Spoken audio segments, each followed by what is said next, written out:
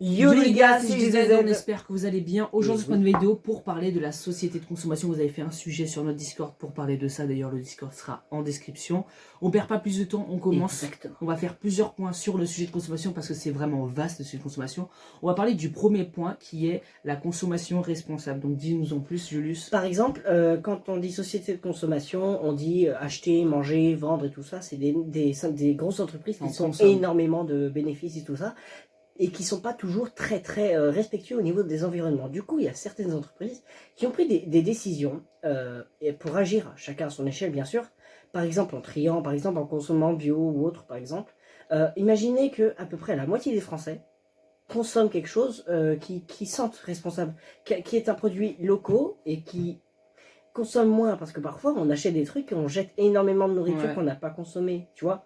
Oui, Et après, on va bien sûr aller plus en détail, mais il y a ces histoires de labels, de nourriture bio et tout ça. D'ailleurs, qu'est-ce que la consommation? Voilà. T'as bégayé un petit peu, mais c'est pas grave, Julius. Alors, en 20 ans de consommation bio, il faut savoir que la consommation bio, c'est pas si vieux que ça, déjà. En 20 ans, il y a eu une forte progression du bio. Il faut savoir que, comme le confirme, en fait, il y a une récente étude, donc c'était Credoc, je sais pas si vous savez ce que c'est, on vous mettra là, Credoc. Credoc, c'est le centre, en joli, parce que c'est un peu compliqué, c'est le centre de recherche pour l'étude et l'observation des conditions de vie. Donc en 2018, il y a 70% de la population qui achetait au moins un produit issu de l'agriculture bio. En 2018, il faut savoir qu'il y avait déjà 70%, donc c'est quand même énorme, parce qu'il faut savoir que déjà, en 1998, il y avait seulement 44% de personnes qui consommaient du bio.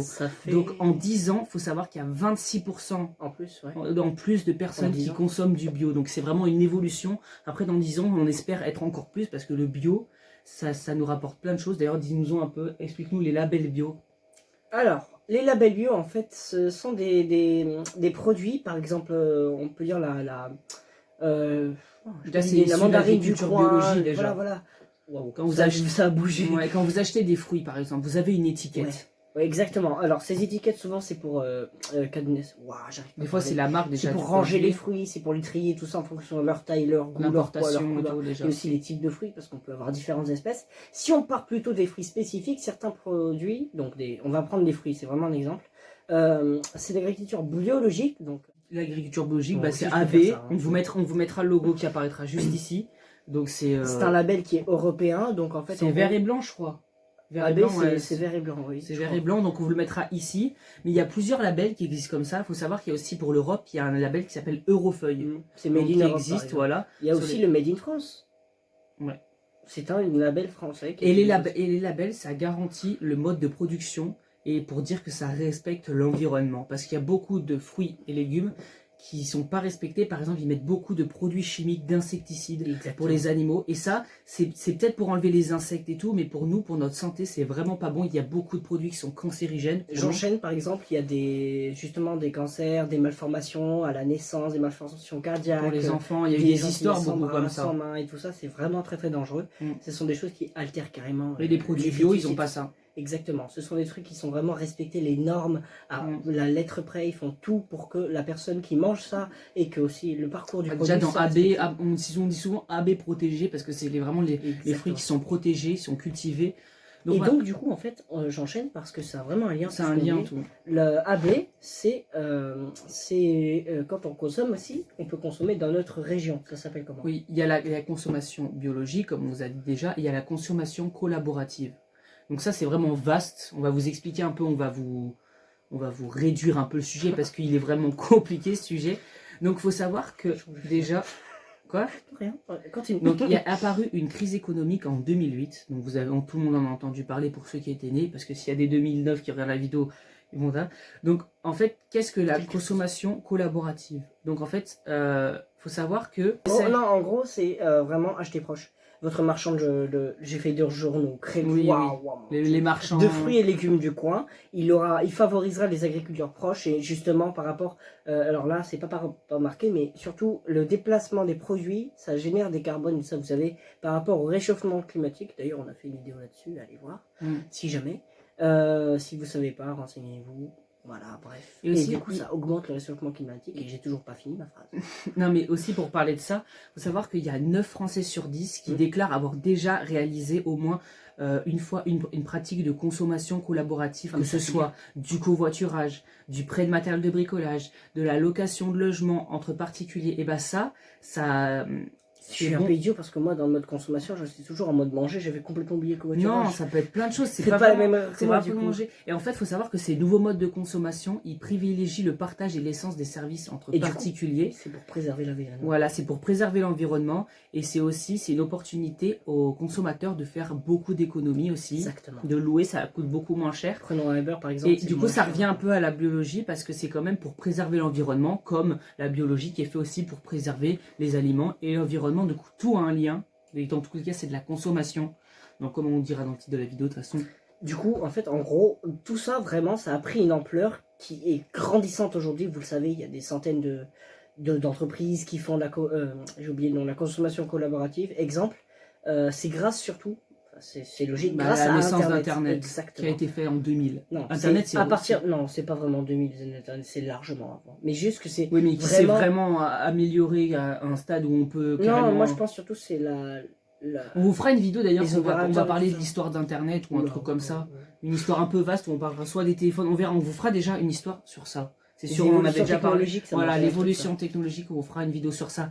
Mais là, on voulait vous dire que depuis environ 2000, voilà, ça a fortement favorisé le développement donc de ces diverses pratiques, comme on vous a dit. Le bio, les trucs collaboratifs, le covoiturage. Si on devait faire un résumé, et qu'est-ce qu'on doit dire aux gens généralement? Bah, on pourrait dire que déjà que c'est pratique. Donc c'est pratique, donc il faut savoir qu'elles ne traduisent pas un rejet de la société de consommation, mais en fait elles favorisent plutôt une volonté pour le consommateur, je sais pas si c'est compliqué pour vous, mais en fait c'est pour une volonté du consommateur d'optimiser le pouvoir d'achat. Je sais pas si vous avez compris. Pour ceux qui sont en commerce, parce que c'est quelque chose de très le pouvoir d'achat, c'est énorme. Vous êtes vraiment, on est tous un peu comme des pigeons, si on peut dire comme ça. On est tous. En fait, non, mais c'est pas. D'où la miniature, si jamais. Voilà, d'où la miniature. C'est pas être pigeon en soi, parce que on est tous. Par exemple, vous voyez quelqu'un dans votre classe, il a des baskets, il a des belles baskets, il dit putain, je veux les mêmes. Et ben ça, c'est un peu ça. Ou vous voyez, vous voyez votre voisin, il a des t-shirts de marque, et ben vous avez envie de t-shirts de marque. Et c'est ça qu'on veut vous dire dans cette vidéo. Et dans la société de consommation en bas, on veut toujours consommer l'argent. Pour toujours avoir le meilleur truc qui essaie de correspondre, par exemple, souvent la mode. C'est ça qu'ils font Apple, c'est ça toutes les marques. De toute façon, toutes les marques connues maintenant font ça. La table bouge. Un jour, il faut acheter un les gars, merci. Et aussi, d'ailleurs, on va faire un petit aparté. Oui, vas-y. Allez, c'est déjà. Alors, sachez qu'on a énormément bossé sur le Discord, mais on va en parler beaucoup plus. On va faire une vidéo précisément. On va faire une vidéo. À 3. Donc là, on est 2 et il y aura une personne. Bon, malheureusement, on ne sera pas ensemble en vocal. C'est notre administrateur aussi. Voilà, du serveur. Je mettrai bien sûr la description. Sachez que vraiment, les gens qui rejoignent nos serveurs, qui nous donnent des idées de sujets, qui votent, qui participent à la communauté, ça nous aide énormément. On a fait des grands pas, surtout ces 2 dernières semaines. Bon, alors, il n'y avait pas de vidéo, certes, mais on a bossé sur le Discord par contre pour se rattraper.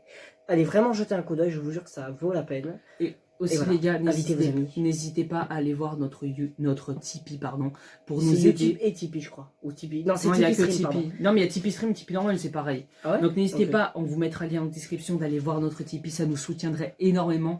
On vous a déjà dit, de toute façon, dans l'autre vidéo d'avant, ça nous soutiendrait énormément pour financer du matériel. Déjà, on pense déjà à prendre du matériel. Oui, on vous pense déjà, on va faire des vidéos de meilleure qualité avec un meilleur son, parce qu'on voit que ça vous plaît. Là, on filme avec un téléphone, on va pas se mentir entre nous, il n'y a pas de filtre entre nous. Vraiment, et voilà. La qualité, elle est... Voilà, mais c'est mieux que rien, c'est en 1080 déjà.